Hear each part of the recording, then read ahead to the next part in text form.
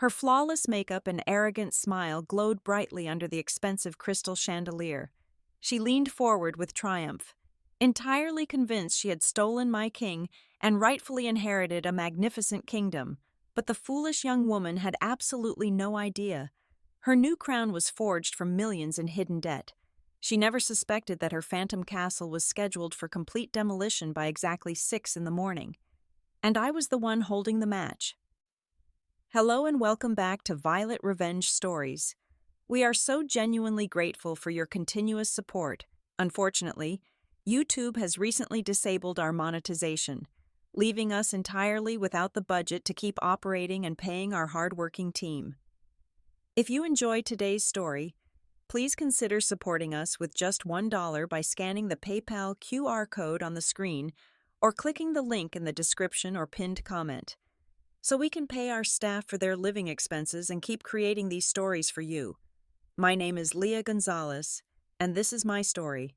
I sat at the massive oak desk in my home office, staring blankly at the glowing screen of my laptop.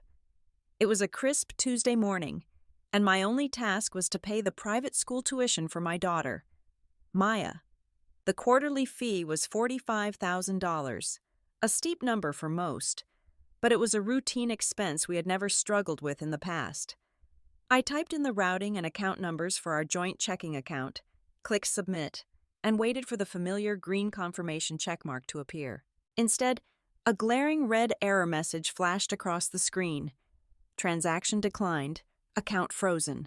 A cold, heavy knot formed in the pit of my stomach. I tried again, carefully retyping every single digit, utterly convinced it was just a simple typo on my end. Denied again. The screen blinked back at me, completely indifferent to the sudden spike in my heart rate. I immediately picked up my phone and called my husband, Julian Hayes. We had been married for 12 years, and as the chief executive officer of a booming medical technology firm in Austin, he handled the bulk of our high-level finances. He picked up on the third ring, his voice brisk and exceptionally confident against the background hum of his busy corporate office. "Julian, my card was declined for Maya's tuition," I said, trying to keep my voice steady and level. "The portal says our joint account is completely frozen." He chuckled lightly, a sound so smooth and reassuring it almost made me feel silly for worrying. "Oh, honey, do not panic," he said effortlessly, without missing a single beat. "It is just a standard bank security measure. I initiated a massive wire transfer for the new software launch earlier this morning, and it must have tripped their fraud alert protocol. I will have my executive assistant call the bank and sort it out by noon. Just use your personal credit card for now. Okay? I love you, but I have to run into a board meeting." The line went dead before I could say another word. I wanted to believe him. I really did. Julian had always been the golden boy, the reliable provider who built our luxurious life from the absolute ground up, but that cold knot in my stomach absolutely refused to dissolve.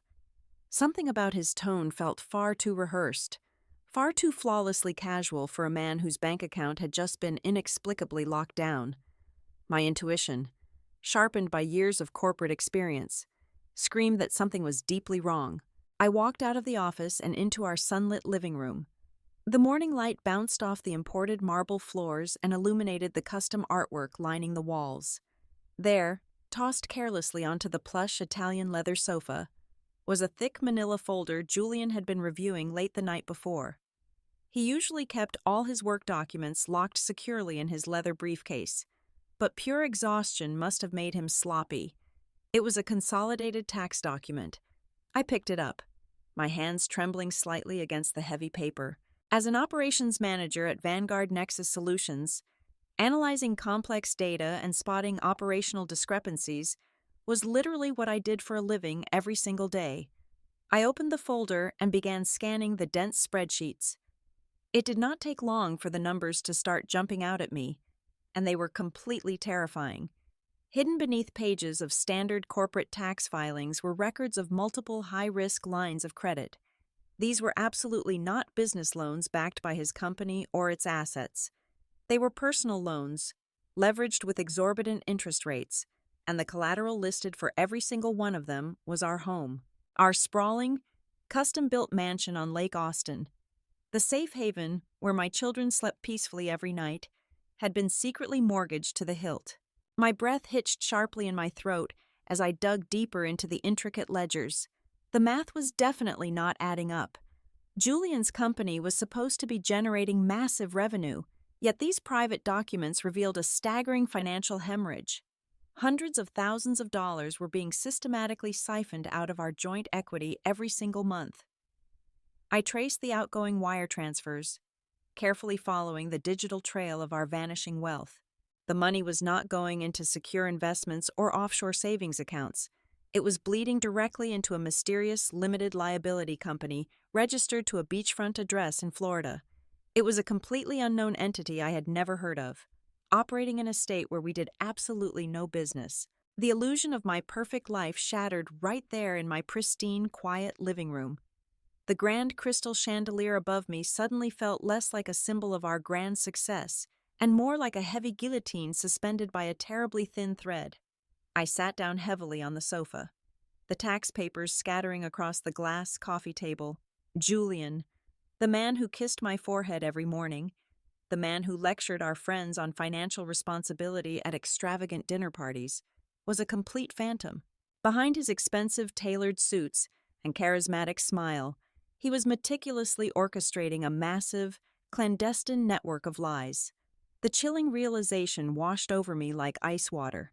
My righteous husband was not just hiding a secret bank account, he was recklessly gambling away our entire existence, slowly tightening a devastating noose around our family's future while smiling right to my face. Panic is a highly inefficient emotion. As I sat in the living room absorbing the magnitude of the betrayal, the initial wave of shock rapidly hardened into a cold, calculated clarity.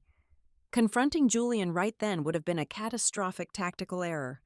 He was a master manipulator, capable of spinning any narrative to make me seem crazy or overly paranoid.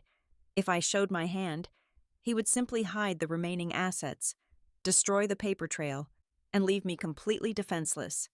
Instead, I carefully placed the tax documents exactly where I found them, ensuring the angles matched perfectly. I did not shed a single tear. I picked up my phone, walked into my soundproof home office, and immediately hired an independent forensic accountant. His name was Arthur, a meticulous professional who specialized in unspooling complex financial webs for high-net-worth divorces. I gave him complete, unrestricted access to every digital breadcrumb I could find. For 3 agonizing weeks, I played the role of the perfect, oblivious wife while Arthur ruthlessly dug through the digital ashes of our marriage. When he finally presented his comprehensive report, the sheer scale of the devastation was breathtaking. Over $4 million had been systematically drained from our accounts and Julian's company over the past 2 years. While Julian had consistently blamed our tightening budget on failed technological investments and supply chain issues, Arthur traced the real money trail. A significant portion of the funds had indeed vanished into terrible business ventures, but the vast majority of the missing millions had been funneled straight into that mysterious Florida shell company.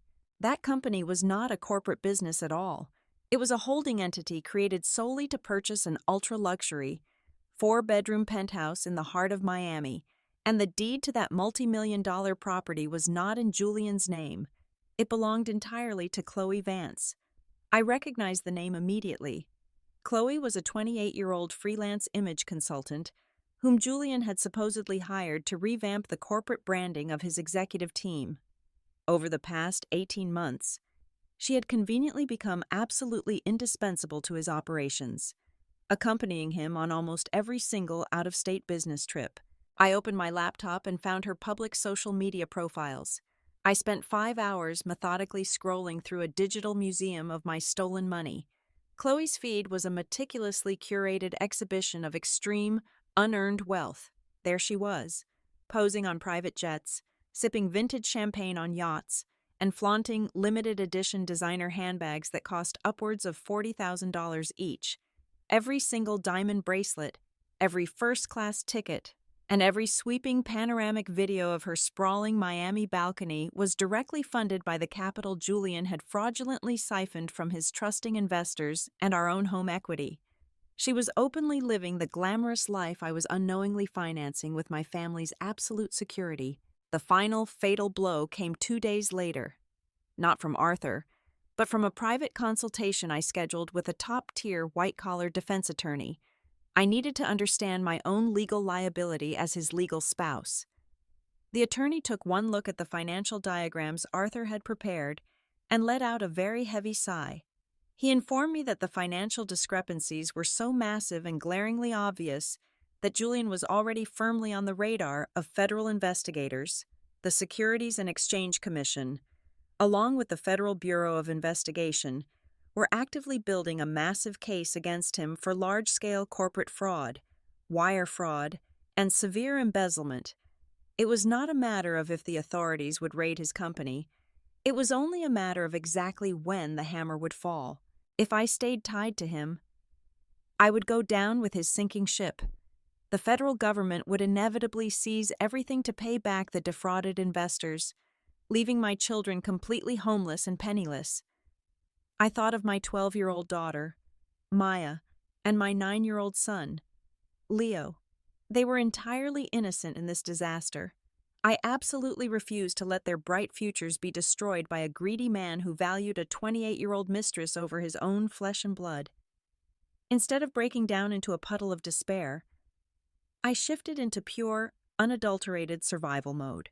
Working quietly with my legal team, I began an aggressive and highly covert operation to build an impenetrable financial fortress around my children.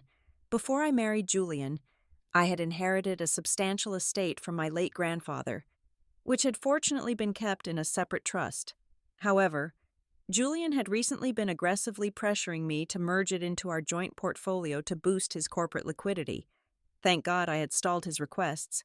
I immediately took aggressive legal action to block him from ever touching those inherited funds. I established irrevocable trusts for both Leo and Maya, moving every single personal asset I could legally claim into heavily protected accounts that neither Julian nor the federal government could access when the inevitable explosion occurred. Every night, Julian would come home, kiss my cheek, and complain about the heavy stress of running a successful company, and every night I would smile back, serve him his dinner, and ask about his day. He thought he was the smartest person in the room, completely unaware that the woman pouring his wine had already mapped out his entire criminal downfall and quietly secured the lifeboats. As the days bled into weeks, the atmosphere inside our sprawling mansion grew incredibly suffocating. Julian was unraveling, slowly but undeniably. The suave, confident executive I had known for 12 years was rapidly being replaced by a jumpy, highly irritable shadow. He started snapping at the children over the slightest, most trivial noises. A dropped spoon in the kitchen or a loud, joyful laugh from Maya playing in the backyard would send him into a bizarre, red-faced tirade about demanding respect and needing absolute peace in his own home. He began spending his evenings locked tightly in his home study, the heavy oak doors shut firm, late at night, long after the house had gone completely silent. I would hear the distinct clink of ice against crystal glass. I would often find him standing by the floor-to-ceiling windows in the living room at 3 a.m, a glass of expensive scotch clutched tightly in his hand, staring out at the dark waters of the lake as if he were waiting for a fleet of police boats to suddenly arrive. He was a man slowly drowning in his own meticulously constructed lies, and the water level was rising incredibly fast. While Julian was steadily losing his grip on reality, his mistress was desperately trying to assert hers. Chloe had apparently realized that her lavish lifestyle was completely meaningless if the woman she was supposedly defeating remained entirely ignorant of the quiet battle. She began a subtle, highly calculated digital campaign aimed directly at me. Since I never viewed her stories from my own verified account, she escalated her pathetic tactics. I started noticing strange things on her public feeds. A beautifully filtered photo of 2 glasses of wine at a high-end restaurant, with the sleeve of Julian's unmistakable custom-tailored suit barely visible at the very edge of the frame. A boasting post showing a pair of diamond earrings with a caption thanking her incredibly generous and powerful protector. She even went as far as publicly tagging locations at high-end boutiques near our home. During the exact brief windows Julian claimed he was running errands. It was a pathetic, childish game of digital cat and mouse. She desperately wanted me to stumble upon these obvious breadcrumbs, connect the dots, and explode in a fit of hysterical, messy jealousy. She desperately wanted validation. She wanted to force me to acknowledge that she existed in my world. I gave her absolutely nothing. Not a single page view, not a single angry comment, and certainly not the profound satisfaction of a tearful confrontation. I became the absolute master of emotional compartmentalization. To the outside world, and specifically to Julian, I was an impossibly placid lake. I continued hosting our monthly neighborhood dinner parties, smiling radiantly as I served perfectly roasted duck and poured vintage wine for 20 guests. I attended every single one of Leo's weekend soccer games and Maya's evening piano recitals, cheering brightly from the very front row. I even continued to casually ask Julian about his busy day when he dragged himself into the kitchen, his eyes heavily bloodshot and deeply terrified. My absolute indifference must have been driving Chloe completely insane, but it was my strongest, most impenetrable armor. I knew with absolute certainty that the moment I reacted, I would surrender my immense tactical advantage. The tension finally reached a boiling point in early November. Julian's board of directors had grown increasingly suspicious of the massive, unsustainable capital burn rate with absolutely zero tangible product to show for it. Cornered and completely desperate, Julian announced a massive, incredibly extravagant charity gala at a downtown venue to supposedly unveil a revolutionary new medical diagnostic software. It was a complete phantom product. I knew from the forensic digging that the software was nothing but a hollow prototype, a flashy user interface with absolutely no working back-end code to support it.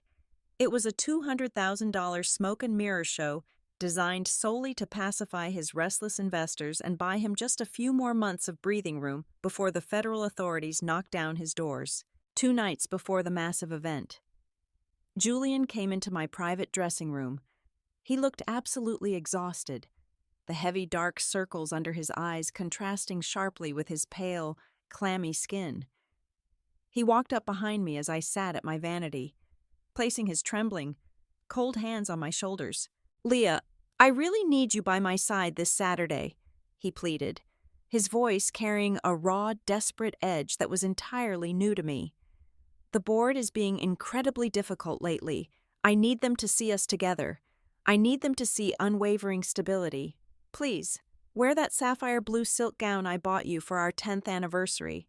Have your hair done perfectly by the stylist. Walk into that ballroom on my arm and show every single person there that we are a completely united, immensely powerful front." It was almost comical. The man who had fraudulently mortgaged our entire existence to buy a multi-million-dollar penthouse for a 28-year-old image consultant was now begging me to serve as his glamorous human shield. I looked directly at his reflection in the mirror, keeping my facial expression perfectly neutral and supportive. "Of course, well, Julian," I replied smoothly, my voice lacking any trace of malice. "Whatever you need to make the night a complete success." The evening of the gala finally arrived. The house was a chaotic whirlwind of makeup artists and hairstylists. At exactly 6 in the evening, as I was carefully clasping a heavy diamond tennis bracelet around my wrist, my phone vibrated loudly on the cold marble counter. It was a text message from a completely unknown number. I opened it to find a high-resolution photograph. It showed the back of a man, undeniably Julian, standing in the opulent hallway of a luxury hotel, aggressively pulling a woman in a bright red silk dress by the waist. There was no accompanying text, just the damning image. It was Chloe's final, desperate missile. She knew the gala was tonight.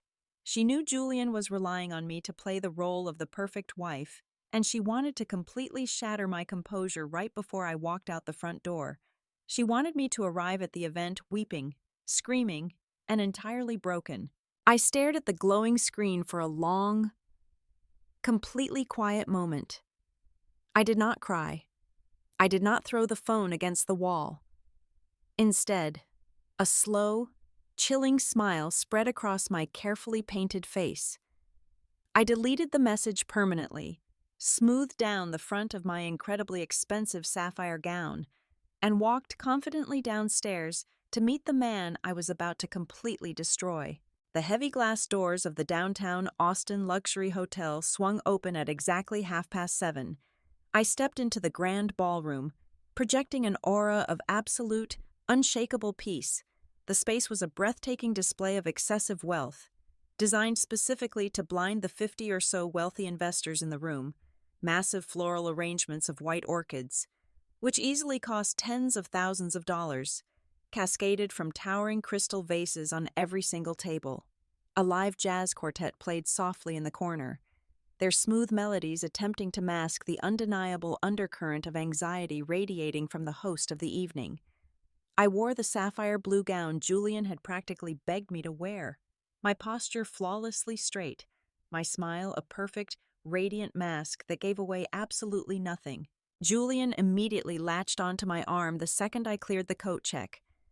His grip was entirely too tight, his fingers digging into my skin like a drowning man clinging to a piece of driftwood.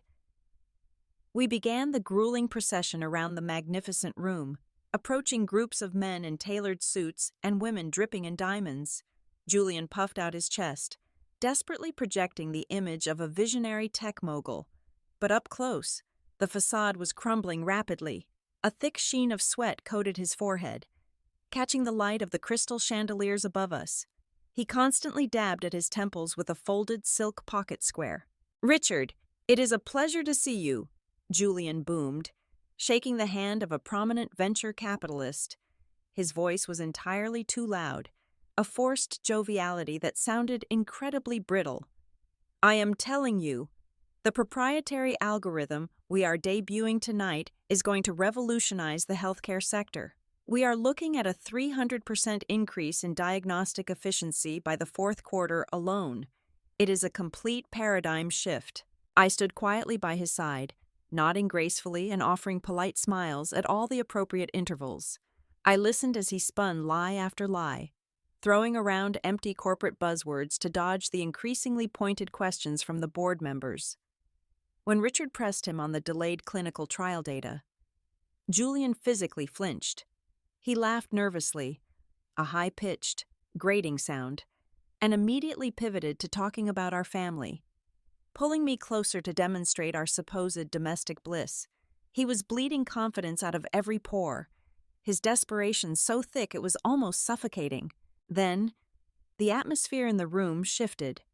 It happened at exactly 8:15. The heavy double doors at the main entrance opened, and a sudden, sharp murmur rippled through the crowd near the reception desk. I turned my head slowly, keeping my chin perfectly leveled. Walking through the entrance, completely uninvited and radiating sheer arrogance, was Chloe Vance. She was wearing the exact same bright red silk dress from the anonymous photo she had sent me earlier that evening. It was a deeply plunging, incredibly provocative gown that screamed for attention, a stark contrast to the conservative elegance of the wives of the investors. She moved with the exaggerated confidence of a woman who firmly believed she had already won the ultimate prize. Her chin was tilted high, her gaze sweeping across the crowded ballroom as if she were inspecting her newly acquired kingdom. She was here to publicly mark her territory, to proudly claim the wealthy, successful man she believed was her personal gold mine. I felt Julian completely freeze beside me. His body went entirely rigid, as if 1,000,000 volts of electricity had just shot through his spine. I glanced at his face and saw pure, unadulterated terror. All the color instantly drained from his cheeks, leaving him a sickly ashen gray. He stared at the woman in the red dress, his eyes wide and completely panicked. The master manipulator had completely lost control of his own narrative. His two entirely separate lives had just collided in the middle of a crowded room full of the very people he was actively defrauding. "Excuse me," Julian stammered suddenly, his voice cracking horribly. He abruptly dropped my arm, practically shoving me aside. "I just remembered I need to check the audio-visual setup with the technical team before the presentation. Please, mingle. I will be right back." Without waiting for a response from the bewildered board members we were speaking to, Julian turned and practically fled toward the service hallway. He abandoned his investors, his extravagant gala, and me, cowardly running away rather than facing the mess he had created. That left me standing completely alone. And Chloe saw her opportunity. She locked eyes with me from across the room. A smug, triumphant smile spread across her heavily glossed lips. She began walking directly toward me, her high heels clicking sharply against the polished hardwood floor, cutting right through the soft jazz music. As she approached, the cloying scent of her ridiculously expensive perfume hit me, a fragrance bought and paid for by the stolen equity of my family home. She stopped exactly 2 feet away from me, looking me up and down with an expression of profound pity and undisguised condescension. She did not bother to introduce herself. She assumed her mere presence was enough to break me. "You know, Leah, you really do look incredibly exhausted," Chloe said, her voice dripping with fake sympathy, loud enough for a few nearby guests to turn their heads. "That dress is very classic, but it is a bit outdated, do you not think? Just like some marriages." I did not say a single word. I just watched her, letting the silence stretch tightly between us.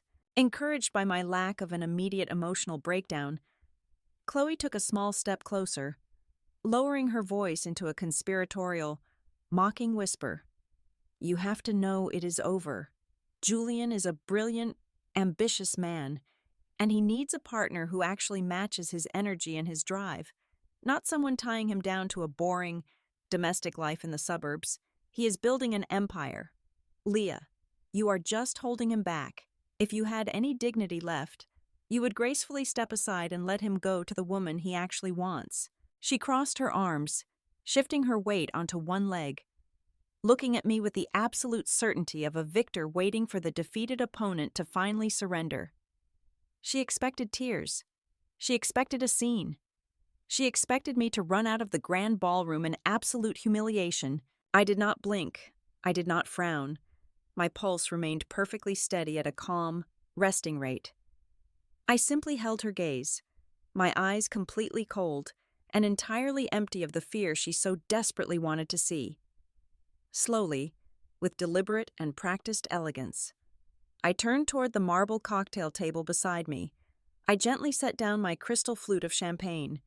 The delicate glass met the hard stone with a sharp, crisp click that sounded like a gun hammer locking into place. Then, I turned my entire body to face her, stepping smoothly into her personal space, closing the distance between us until I was close enough to see the tiny, sudden flicker of uncertainty finally register in her dark eyes.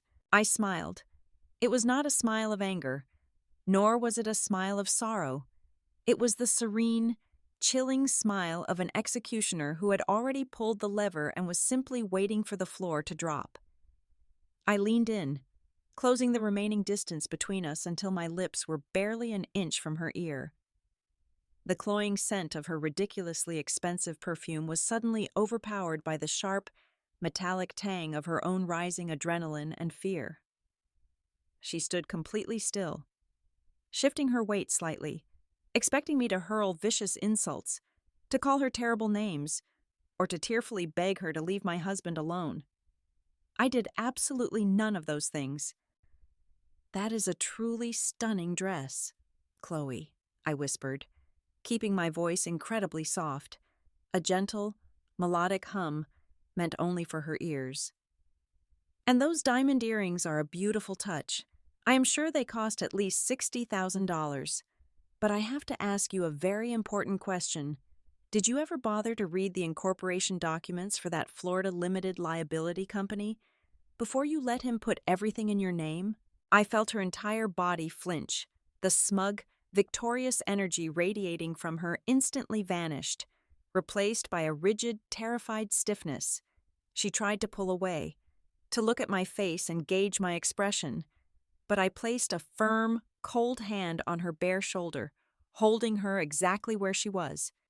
"You see, you genuinely thought you found a wealthy benefactor," I continued, my voice smooth, rhythmic, and completely devoid of any sympathy.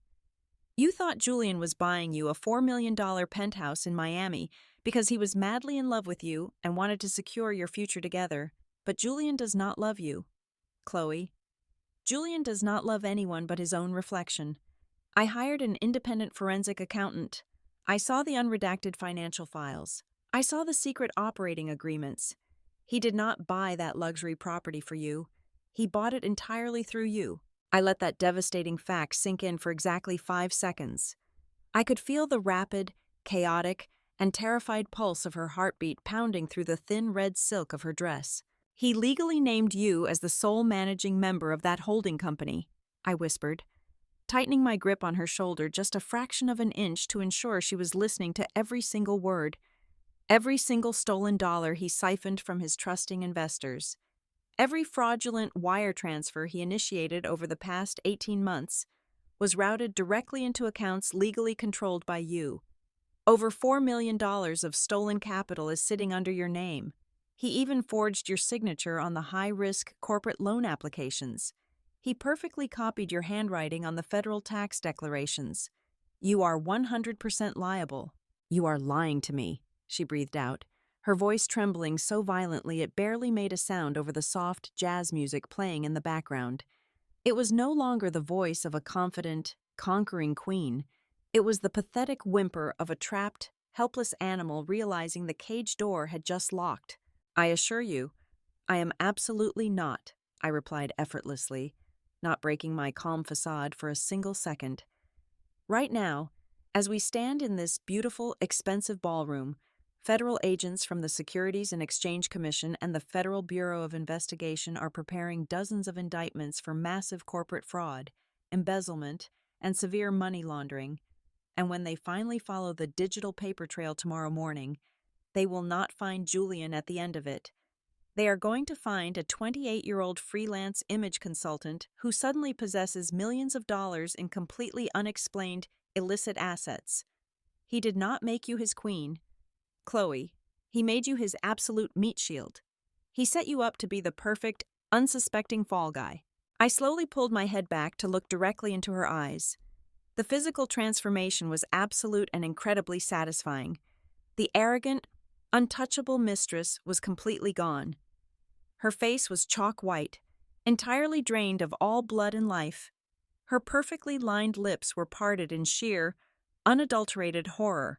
She was finally doing the terrible math in her head, connecting her sudden extreme wealth, the mysterious legal documents he probably asked her to sign without reading, and the lavish, unearned gifts.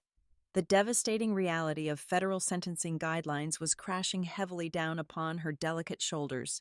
Wire fraud alone carries a penalty of up to 20 years in a federal penitentiary per count, I stated calmly, looking at her with cold, hollow eyes that offered absolutely zero mercy.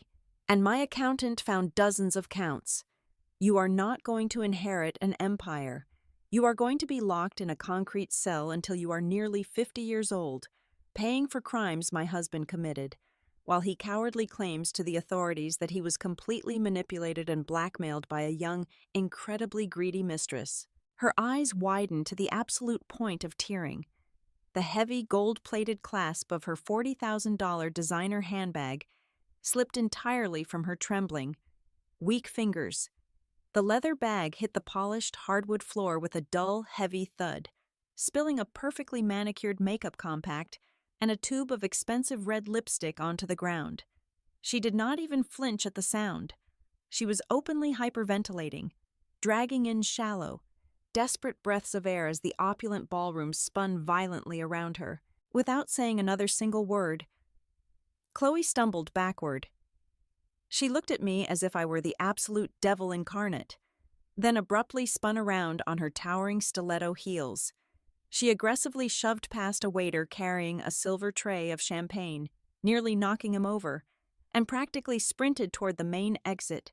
She violently pushed through the heavy glass doors and fled into the dark Austin night, running frantically away from the luxury hotel as if the entire building were actively engulfed in raging flames. I stood perfectly still in the middle of the room, watching her bright red dress disappear completely into the shadows of the street.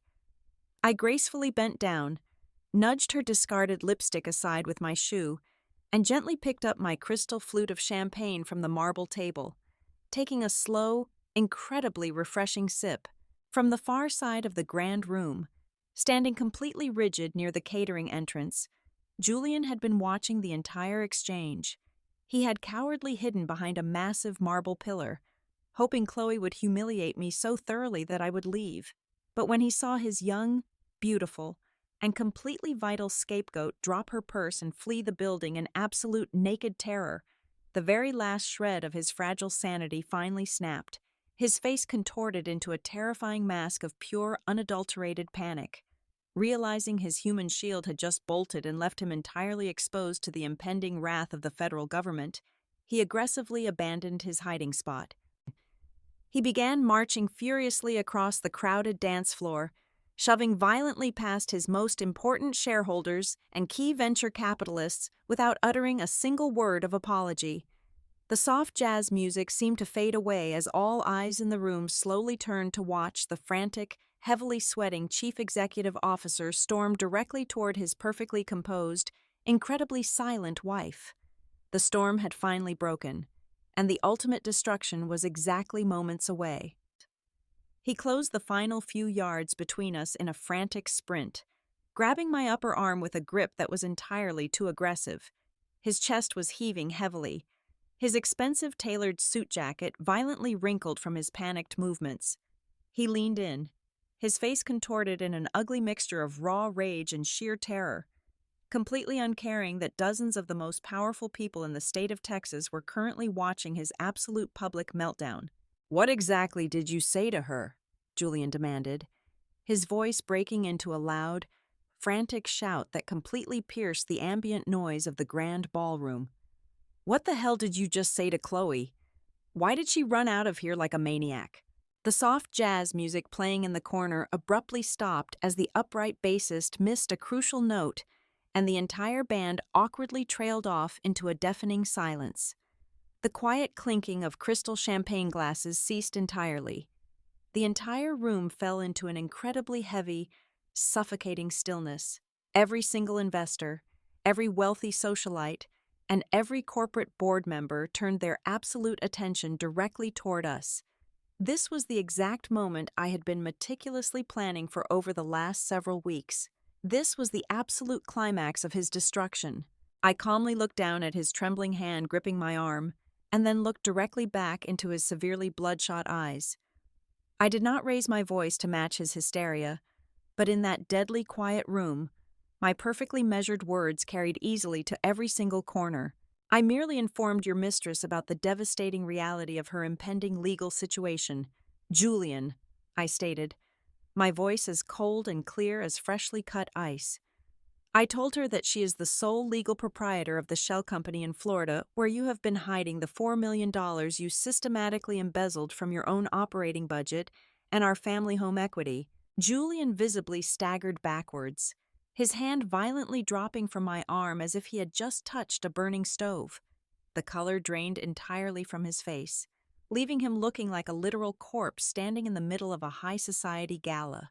"I also informed her," I continued, projecting my voice just a fraction louder, ensuring that Richard and the other primary venture capitalists standing just 10 feet away heard every single syllable loud and clear.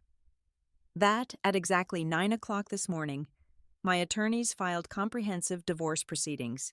But far more importantly, at exactly noon today, my legal team officially handed over a 300-page independent forensic audit to the white-collar division of the Federal Bureau of Investigation, as well as the Securities and Exchange Commission. A collective gasp rippled rapidly through the beautifully dressed crowd. I saw Richard instantly pale, his jaw dropping in absolute shock as he looked from me to the utterly destroyed man standing defenseless before me. "They possess every single forged bank statement, every fraudulent loan application, and the complete digital trail of the investor capital you stole to fund a luxury penthouse in Miami," I declared with absolute finality.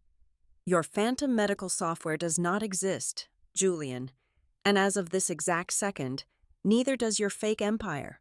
For 10 agonizingly long seconds, nobody moved a single muscle. The tension in the air was thick enough to choke on. Then, the inevitable collapse began. Richard, the man Julian had been desperately courting all evening to secure his financial survival, did not ask a single clarifying question. He simply turned his broad back, set his champagne flute down on a passing waiter's tray with a sharp clatter, and walked straight toward the exit doors. The rest of the board members and massive investors immediately followed his lead. It was a rapid mass exodus of wealth and unwavering support.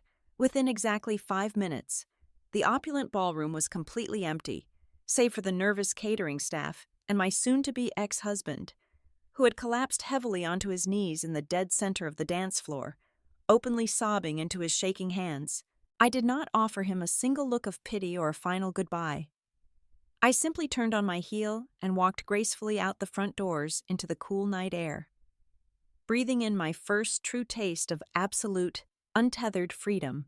The federal authorities did not waste a single second validating my documents. At exactly 6 o'clock the very next morning, heavily armed agents aggressively raided his corporate headquarters. Julian was dragged out of his pristine glass office wearing the exact same wrinkled suit from the night before. He was placed in heavy metal handcuffs and paraded directly in front of 3 different local news cameras. His head hung incredibly low in complete, insurmountable humiliation. Chloe did not fare any better in her desperate attempt to escape. At roughly 10 o'clock that same morning, she was violently intercepted by federal marshals at an international terminal while attempting to board a one-way flight to Costa Rica.